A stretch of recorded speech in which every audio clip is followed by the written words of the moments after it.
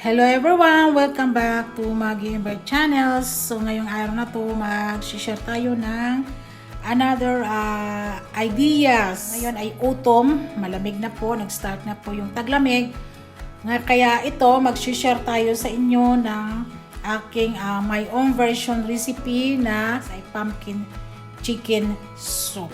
So pag may mga leftover po ako sa aking ref, ito yung ginagawa ko, guys. Keep in watching, at kung bago pa lang kayo sa aking channel, paki-subscribe po, pa-touch na rin yung notification bell, at pa-like, share na rin po sa guys. So, tara na po, nag-share tayo sa inyo ng aking pumpkin soup.